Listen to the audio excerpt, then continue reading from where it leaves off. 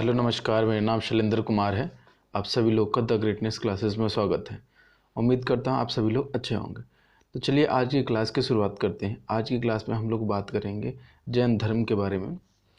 वैसे तो इंडिया में बहुत सारे धर्मों के लिए जाना जाता है, साथ ही साथ इसमें एक ही धर्म नहीं है, हिंदू धर्म है, मुस्लिम धर्म है, जैन धर्म है, बौद्ध धर्म है। लेकिन हम एग्ज़ाम के पर्सपेक्टिव से पढ़ रहे हैं तो उसके लिए हमें जानना ज़रूरी होता है कि कौन से धर्म से कहाँ कौन से किस तरह के क्वेश्चन बनते हैं। वेदों से क्वेश्चन बनते हैं हिंदू धर्म में, जैन धर्म से क्वेश्चन बनते हैं, तीर्थंकरों से और बौद्ध धर्म से भी क्वेश्चन बनते हैं। और जिस तरीके से क्वेश्चन बनते हैं उसी तरीके से हम लोग एग्ज़ाम के पॉइंट ऑफ व्यू से पढ़ते हैं। इसके अलावा और कुछ पढ़ना नहीं होता है।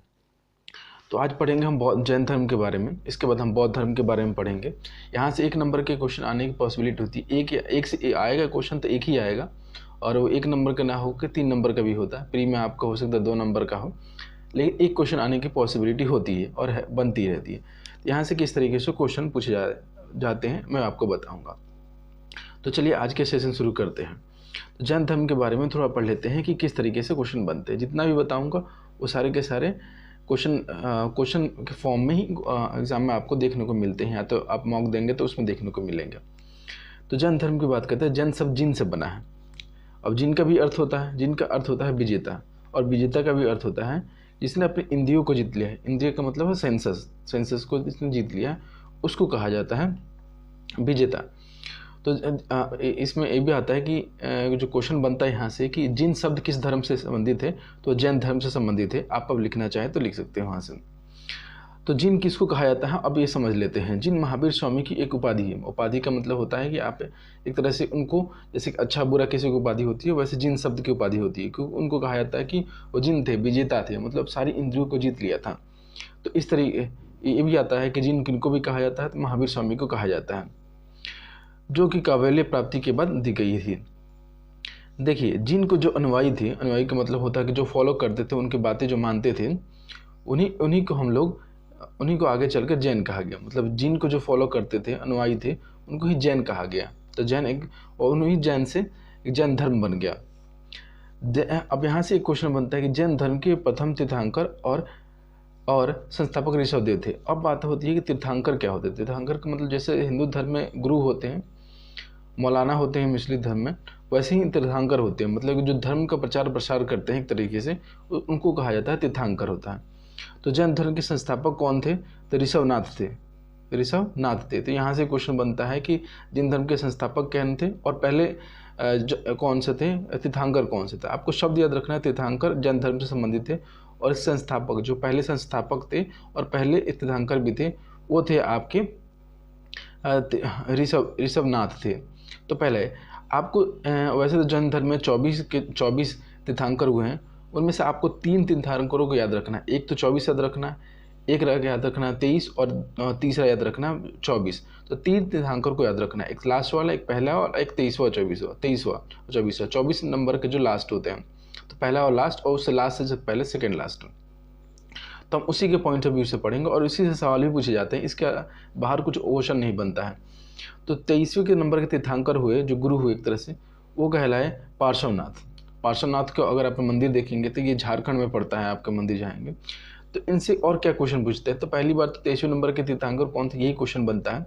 और थोड़ा और डीप में जाता है तो इनके पिताजी के बारे में पूछ लेता है कि वो किसके बेटे थे। तो इनके पिता का नाम था अश्वसेन, जो काशी के राजा थे। काशी के राजा आज जो बनारस कहा जाता है, उसको पहले काशी भी कहा जाता था। तो उनके माता का नाम वामी था। माता का नाम इंपॉर्टेंट नहीं हो जाता है, उनका 2 चीज़ें इंपॉर्टेंट होता है। पिता का नाम, क्योंकि किसके वो राजा थे, दूसरा हो जाता है कि जन्मस्थल। तो काशी था, वाराणसी था, जो आज का बनारस है। उसके पिता का नाम अश्वसेन था। उनका जन्म हुआ था, जन्मस्थल भी काशी ही है। और मृत्यु जो होती है स्थल कहा जाता है, संवेद पर्वत को कहा जाता है। आप इससे संवेद पर्वत, इससे ज़्यादा याद रखने की कोई ज़रूरत नहीं है, और इससे ज़्यादा क्वेश्चन पूछेगा भी नहीं। आपको उनकी पत्नी का नाम, पुत्री का नाम, आपको महावीर स्वामी के बारे में जानना है तो उनको याद रखने की ज़रूरत है। इनसे ज़्यादा वहाँ से क्वेश्चन ज़्यादा पूछे जाते हैं, यहाँ से क्वेश्चन नहीं बनते, क्योंकि ये मेन तीर्थंकर थे, 24वें नंबर के थे। इन्हीं के नाम पे, इन्हीं को जिन कहा गया, और इन्हीं के नाम से ही जैन धर्म की स्थापना एक तरह से होती है। तो महावीर स्वामी 24वें नंबर के तीर्थंकर थे। पहले तो याद रखना है कि 24वें नंबर के तीर्थंकर थे, 24 नंबर के। और साथ ही साथ इसका याद रखना है कि जन्म भी याद रखना है आपको, 500 ईस्वी पूर्व में हुआ था। लगभग आपको डेट एक थोड़ा सा पढ़ लेना है, क्योंकि कई बार डेट भी पूछ ली जाती है इनके समय में, और साथ ही साथ गौतम बुद्ध के समय में भी डेट पूछी जाती है। तो इनका जन्म स्थल इंपॉर्टेंट हो जाता है, पिता भी इंपॉर्टेंट हो जाता है, माता भी इंपॉर्टेंट है, और साथ ही साथ इनका गृह त्याग कब हुआ था, कहाँ पे गए थे, कहाँ से लिया था।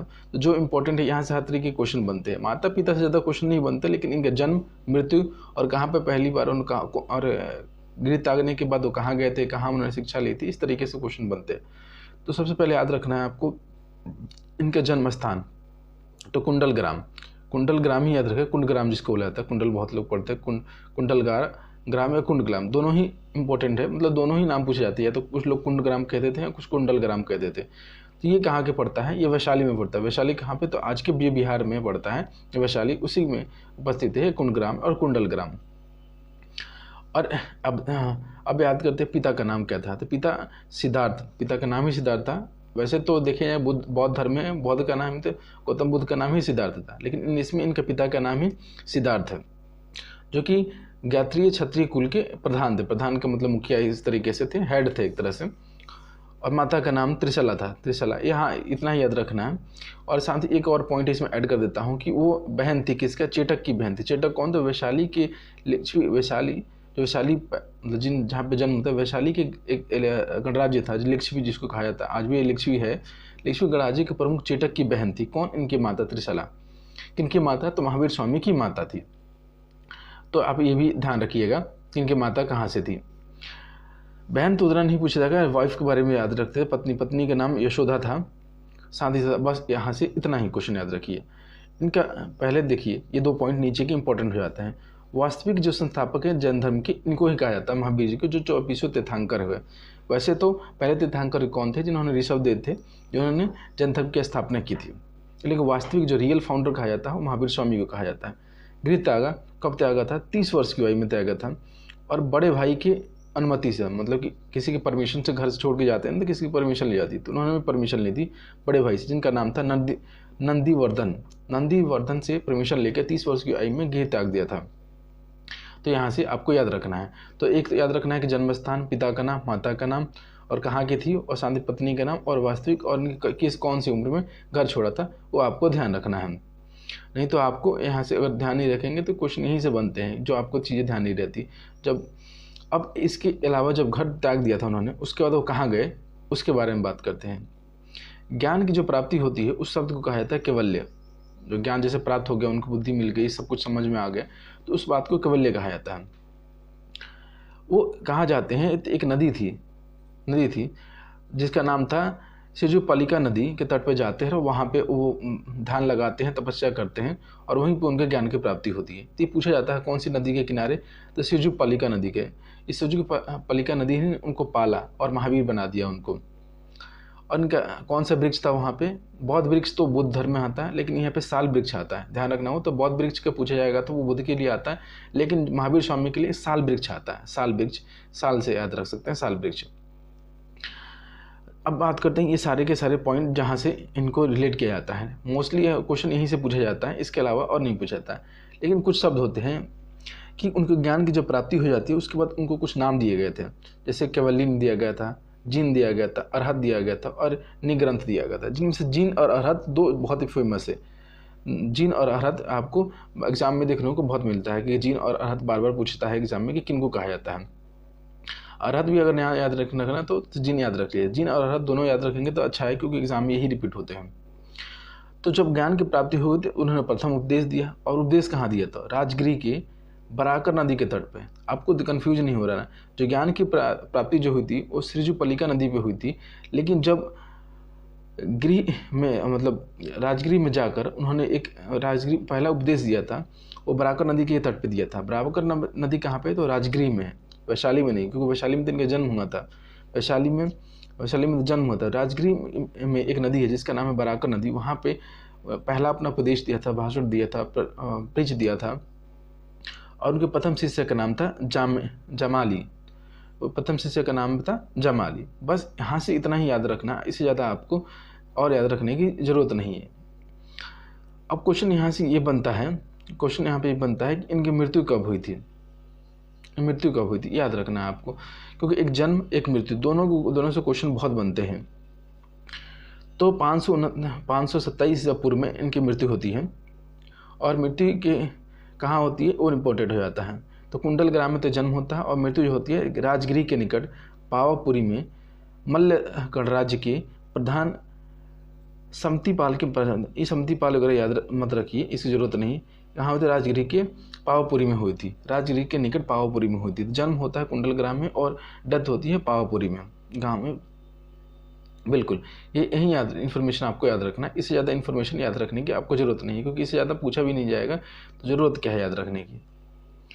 अब यहाँ से क्वेश्चन बनते हैं कुछ चिन्हों के बारे में, मतलब कि जिनको क्या 24 के 24 तीर्थंकर करते हैं, उनको कुछ चिन्ह दिए गए थे। चिन्ह का मतलब होता है कि उनको प्रतीक दिया गया था कि वो किससे रिलेटेड है। तो सारे प्रतीक को याद नहीं रखना। पहला तीर्थंकर थे ऋषभनाथ थे, और दो और, एक थे ये महावीर स्वामी थे 24वें नंबर के, और पार्श्वनाथ थे 23वें नंबर के। तो आपको 3 इंपॉर्टेंट याद रखना, इसके अलावा कोई याद नहीं रखना। तो ऋषभनाथ जी जिन्होंने स्थापना की थी, प्रथम तीर्थंकर भी थे। और ऋषभनाथ का जो चिन्ह था, जो तीर्थंकर प्रतीक चिन्ह था, वो बैल था। और जो महावीर जी का जो तीर्थंकर था वो सिंह था, एक तरह की सिंह मतलब लॉयन था। और पार्श्वनाथ के सर्प फण था, सर्प मतलब सांप होता है फण वाला।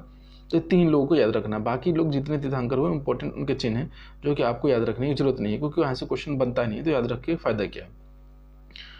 तो उम्मीद करता हूँ आपको ये वीडियो पसंद आया होगा। वीडियो बहुत लंबा नहीं है, छोटा ही है, क्योंकि हम 1 नंबर का क्वेश्चन देता है तो बहुत लंबा वीडियो बना के कुछ फ़ायदा नहीं है।